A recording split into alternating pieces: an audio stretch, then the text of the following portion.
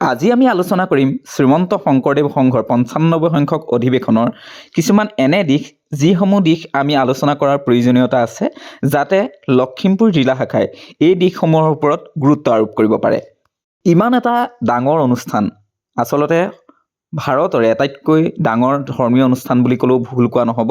এই অনুষ্ঠানটো পাতিবলৈ যাওঁতে কিছুমান সৰু সুৰা দিশ হয়তো থাকি যায়, ক'ৰবাত ভুল থাকিবই।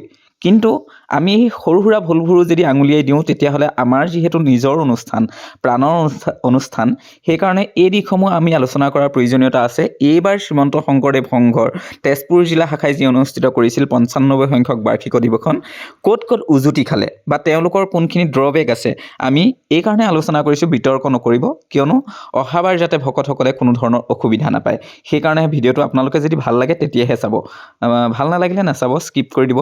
যিহেতু এই ভিডিঅ'টো যাতে সেইসকল বিষয়ববীয়াৰ ওচৰত পৰে যিসকল কেন্দ্ৰীয়ভাৱে আছে, বিষয় বাবদ আছে, পদাধিকাৰ বাব আছে, সম্পাদক বাব আছে, বা তেজপুৰ জিলা শাখাৰ যিসকল সম্পাদক আছে, সভাপতি আছে, তেওঁলোকৰ বাবে মই এই ভিডিঅ'টো বনাইছোঁ। পাৰিলে শ্বেয়াৰ কৰি দিব যাতে সকলোৱে আৰু আমি উন্নত কৰিব পাৰোঁ। শ্ৰীমন্ত শংকৰদেৱ সংঘ বুলি ক'লেই বহু দূৰ দূৰণিৰ পৰা ভকতসকলৰ সমাৱেশ হয় মূল অধিৱেশনত। কিন্তু এইবাৰ মূল অধিৱেশনৰ প্ৰত্যেকটো দিশ আমি চাইছোঁ, খুব সুন্দৰকৈ তেওঁলোকে পাতকাবেদী নিৰ্মাণ কৰিছে।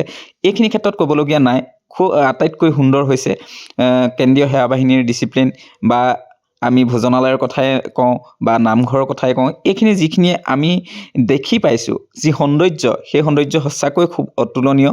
কিন্তু তাৰ ভিতৰতে সৰু সুৰা কেইটামান কথা মই ক'বলৈ এইকাৰণে বিচাৰিছোঁ, যিহেতু ময়ো এজন শ্ৰীমন্ত শংকৰদেৱ সংঘৰ এজন সংগী। আমি একেবাৰে ধূলিকণাও নহয়, যিহেতু আমি মূঢ়মতি, আমি একো নাজানো। কিন্তু তথাপিও মই পোৱা অসুবিধা কেইটামানহে আপোনালোকক জনাব বিচাৰিছোঁ যে শ্ৰীমন্ত শংকৰদেৱ সংঘৰ মূলৰ অধিৱেশনত এইবাৰ লক্ষ লক্ষ ভকতৰ আগমন ঘটিল। কিন্তু প্ৰথম সমস্যাটোৱে হৈছে যে এই অনুষ্ঠানটোত ইমান লাখ লাখ ভকত সমাৱেশ হোৱাৰ পাছতো কিন্তু যিহেতু আটাইতকৈ এচেঞ্চিয়েল বস্তুটো হৈছে বৰ্তমান সময়ত আমাৰ ভাম্যভাগ বা মোবাইল ফোনটো। এই মোবাইল ফোনটো যিহেতু চাৰ্জিং কৰিবৰ বাবে সকলোকে প্ৰয়োজন, যিহেতু প্ৰত্যেকটো বস্তুৱে আজিকালি ভিডিঅ' বনোৱাৰ ক্ষেত্ৰতে হওক, প্ৰচাৰৰ ক্ষেত্ৰত যিহেতু ভিডিঅ' বনাবই লাগিব, বা কোনোবা এজন কিবা এটা খবৰ দিয়াৰ ক্ষেত্ৰতে হওক, বা ঘৰলৈ ফোন কৰাৰ ক্ষেত্ৰতে হয়, যিহেতু বহুত দূৰ দূৰণিৰ পৰা যায়। কিন্তু সেই সুবিধাটো এই অধিৱেশনত মই দেখা নাপালোঁ। প্ৰথম কথা, মোৰ দৰে এই সমস্যাটো কিন্তু বহুতৰে মই দেখিছোঁ। আপোনালোকে বহুতকে মই সুধিছোঁ, যিহেতু সমিতিৰ বিষয়ববীয়াসকলৰ লগতো পাতিছিলোঁ।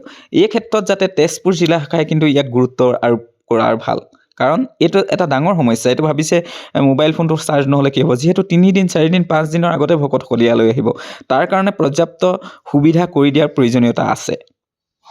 এই ব্যৱস্থাটো কিন্তু যোৰহাট জিলা শাখাই সুন্দৰকৈ কৰিছিল। যিহেতু মই প্ৰতিবাৰ অধিৱেশনত যাওঁ, সেইকাৰণে যোৰহাট জিলা শাখাত এইটো বাণিজ্য মেলাৰ সন্মুখত ডাঙৰকৈ বৰ্ড চাৰিওফালে লগাই দিয়া হৈছিল। প্ৰায় 50জন 60জন মানুহে একেলগে চাৰ্জ দিব পাৰে, বা নামঘৰৰ ফালে শিবিৰৰ ফালে এখন বৰ্ড লগোৱা হৈছিল। তেনেধৰণে সুবিধা কৰি দিছিল। কিন্তু অনাগত দিনত আৰু যাতে তাক আপগ্ৰেড কৰিব পৰা যায়, সেই কথাটো আমি অনুৰোধ জনাইছোঁ। দ্বিতীয়টো সমস্যা আপোনালোকক মই ক'ব বিচাৰিছোঁ যে লক্ষ লক্ষ ভকতৰ আগমন হয়। আমিও যিহেতু গৈছিলোঁ, দুদিন, প্ৰথম দিনা আমি যাব নোৱাৰিলোঁ, প্ৰথম দিনা আমি ৰাতিলৈ গ'লোঁ, সেইকাৰণে দুদিনীয়াকৈ আমি যাত্ৰা আৰম্ভ কৰিছিলোঁ। সেই দুদিনীয়া যিহেতু মোতকৈ বহুসকল আগতীয়াকৈ আহিব বিচাৰে, আহেও। সেই হিচাপত যিমানখিনি ভকতৰ আগমন হ'ল, সেই হিচাপত কিন্তু শিবিৰৰ পৰিমাণ সীমিত হ'ল।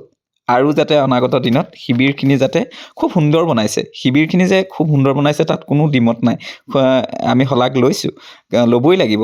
কিন্তু সুন্দৰতকৈ এটা কথা চাব লাগে যে তাত স্পেচ কিমান আছে বা কিমানৰ কাৰণে জোখৰ হ'ব। এইবাৰ 201টা শিবিৰ বনাইছে বুলি মই গম পাইছোঁ, মই ভিডিঅ' প্ৰস্তুত কৰিছোঁ, কিন্তু এয়াই হয়তো কম হৈছে।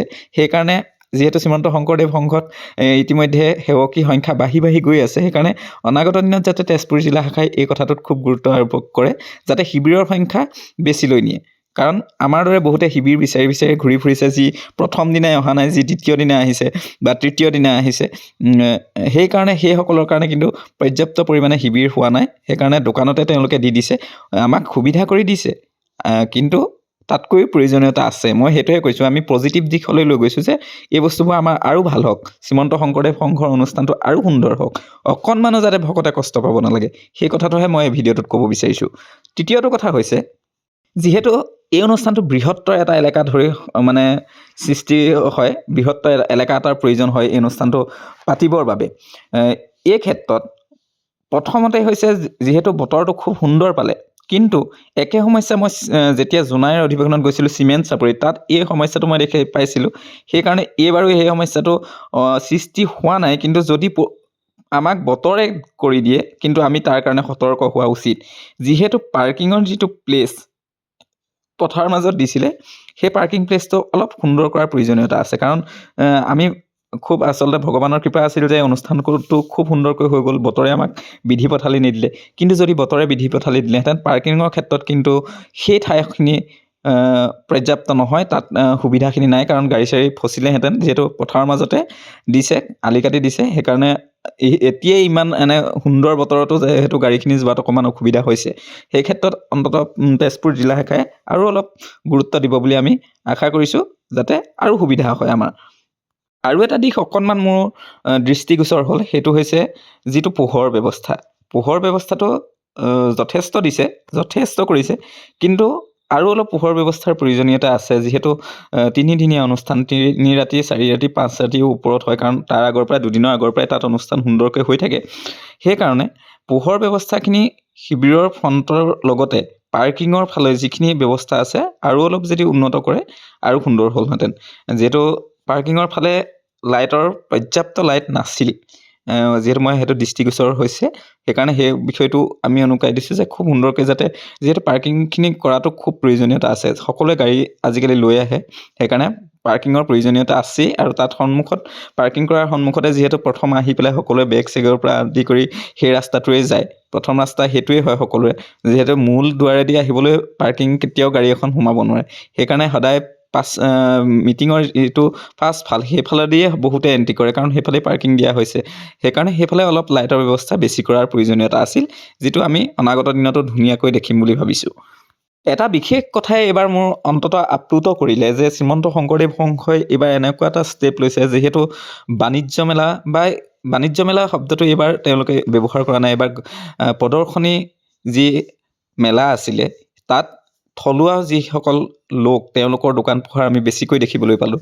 কিন্তু যিদিনাখনি দেওবাৰ আছিলে, সেইদিনাখনি বহুতো অচিনাক্ত যিসকল মানুহ, আমি এনেধৰণৰ মানুহ কিছুমানকো দেখা পাইছোঁ, যিসকলে খুব ভিৰ কৰিলে অঞ্চলটো। সেইকাৰণে তেওঁলোক অনাগত দিনত যাতে সেইখিনি ক্ষেত্ৰত সমিতিৰ বিষয়ববীয়াসকলে চকু দিয়ে, যাতে যধে মধে য'তে ত'তে যাতে দোকান দি পেলাই যিসকল ভকত আছে তেওঁলোকক যাতে হাৰাশাস্তি নকৰে।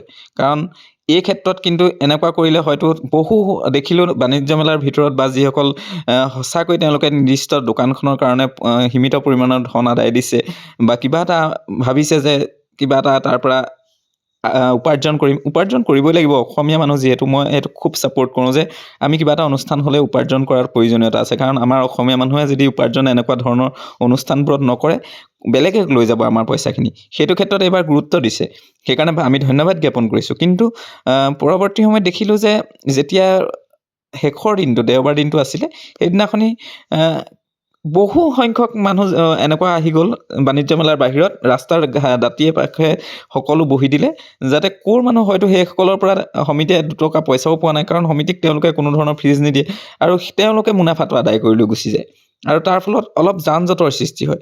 এই ক্ষেত্ৰত কিন্তু অকণমান চকু দিয়াৰ প্ৰয়োজনীয়তা আছে, কাৰণ যি প্ৰকৃত মানুহ, যিসকলে প্ৰকৃত ব্যৱসায় কৰিছে, তেওঁলোকে যাতে প্ৰকৃত পইচাটো পায়, সেইকাৰণে আমি গুৰুত্ব দিবই লাগিব। সেইসকল আমাৰ মানুহ, আমাৰ অনুষ্ঠানটোৱে অসমীয়াৰ কাৰণে, আমাৰ অনুষ্ঠানটোৱে হৈছে আমাৰ অসমৰ স্বাৰ্থত। সেইকাৰণে অসমৰ স্বাৰ্থত হোৱা প্ৰতিটো অনুষ্ঠান আমাৰ অসমৰ মানুহখিনিৰ কাৰণে আমি লাগিব প্ৰথম আমাৰ মানুহখিনি। তাৰপিছত তেওঁলোকে হয়তো কোনোবা, মই দেখিয়া পালোঁ যে প্ৰথমতে নাছিলে, তাৰপিছত ক'ৰ পৰা আহিলে, বহিলে, নিজে কৰিলে, তাৰ বিনিময়ত তেওঁলোকে হয়তো সমিতিৰ লগত কোনো আলোচনাও কৰা নাই, আৰু তেওঁলোকে যধে মধে য'তে ত'তে বহি দিছে। তাৰ ফলত বহু সংখ্যক মানে ভকতৰ সমাগম হৈ গৈছে, ইফাল সিফাল যাব নোৱাৰি। সেইকাৰণে এই ক্ষেত্ৰত কিন্তু আমি দৃষ্টিগোচৰ দিব লাগিব, আমি চাব লাগিব যে আমাৰ মানুহখিনি যাতে অসুবিধা নহয়, আমাৰ ব্যৱসায়খিনি, আমাৰ অসমীয়া মানুহখিনিৰ যাতে যিটো পাবলগীয়া প্ৰাপ্য তাৰ পৰা যাতে বঞ্চিত নহয়। কাৰণ তেওঁলোক 4 দিন 5 দিনৰ কাৰণে নিৰ্দিষ্ট পৰিমাণৰ কিবা এটা ধন হয়তো এই অনুষ্ঠানটোৰ কাৰণে স্বতঃস্ফূৰ্তভাৱে দিছে, তাৰ বিনিময়ত তেওঁলোকে তাত এটা ব্যৱসায় কৰিবলৈ আহিছে। হয়তো দুটকা কথা ভাবিছে আৰু ভবাটো কোনো ভুল নহয়। নিজে কৰি নাখালে অসমীয়াই কোনে কৰি খাব? সেইকাৰণে এই ক্ষেত্ৰত কিন্তু আমি দৃষ্টিগোচৰ দিব লাগে যাতে কোনো ধৰণৰ এনেকুৱা মানুহে আহি পেলাই আমাৰ পৰা আমাৰ মানুহখিনিক যাতে মাৰি পেলাই পইচাটো লৈ যাব নোৱাৰে। আমাৰ মানুহখিনিৰ যাতে ব্যৱসায়ত হকা বাধা বিঘিনি কৰিব নোৱাৰে। এইটো স্পষ্টকৈ মোৰ মত। এই যিখিনি মই কথা ক'লোঁ এই কথাখিনি আপোনালোকে এনেধৰণে নাভাবিব, বিতৰ্কিত নহয়। যিকোনো এটা বস্তু আমি ভাল কথাখিনি সদায় জানে, আমি ভালখিনি যিখিনি আছিলে সকলো লৈ গৈছে ভকতসকলে বা যিসকল আছে সকলোৱে জানে। শ্ৰীমন্ত শংকৰদেৱ সংঘ একেখন মজিয়াত বহি সকলো ধৰ্মৰ লোকে জাতি বৰ্ণ নিৰ্বিশেষে সকলোৱে একেলগে আমি কাম কৰিব পাৰোঁ, সেইটো কথা সকলোৱে জানে। শ্ৰীমন্ত শংকৰদেৱ সংঘৰ প্ৰতিটো পজিটিভ দিশ সকলোৱে জানে। এই অনুষ্ঠানটো ভকতসকলৰ বাবে কিমান সুন্দৰকৈ ধুনীয়াকৈ কিমান হাজাৰ হাজাৰ ভক্তৰ কষ্টৰ বলত সৃষ্টি হয়, সেই কথাখিনি আমি সকলোৱে ক'ব নালাগে। সেইসকল ভালখিনি সদায় আমাক আনে ক'ব, কিন্তু আমি নিজক এবাৰ বিশ্লেষণ কৰিম। যিহেতু আমাৰ অনুষ্ঠান, সেইকাৰণে বেলেগেতো বিশ্লেষণ নকৰে। আমি নিজৰ অনুষ্ঠানটো বিশ্লেষণ কৰিলেহে আমি সুন্দৰ কৰিব পাৰিম। ভালখিনি আনে নিয়ক, বেয়াখিনি আমি নিজেই চাই পেলাই তেওঁলোকে কোৱা কমেণ্টখিনিক আকৌ যাতে শুধৰাব পাৰোঁ, সেয়াই হৈছে আমাৰ আদৰ্শ। তেতিয়াহে হ'ব যাতে আমাৰ যিহেতু অনুষ্ঠানটো অহাবাৰ লখিমপুৰ জিলা শাখাত পৰিব, এই সৰু সৰু কথাবোৰ যদি গুৰুত্ব আৰোপ কৰে সুন্দৰ হ'ব, অনুষ্ঠানটো আৰু আগুৱাই যাব। যাতে ক্ৰমান্বয়ে সময় বঢ়াৰ লগে লগে অনুষ্ঠানটো ডাঙৰ হওক, সুন্দৰ হওক, তাৰে আশা কৰিছোঁ। কথাবোৰ যাতে বিতৰ্কিতভাৱে নাভাবে, পজিটিভভাৱে লয়। আমি পজিটিভভাৱে ভিডিঅ'টো বনাইছোঁ, সেইকাৰণে সদস্যসকল সকলোলৈকে আমাৰ শ্ৰদ্ধা জ্ঞাপন কৰিছোঁ। সুন্দৰ হওক, জয় শ্ৰীমন্ত শংকৰদেৱ সংঘৰ।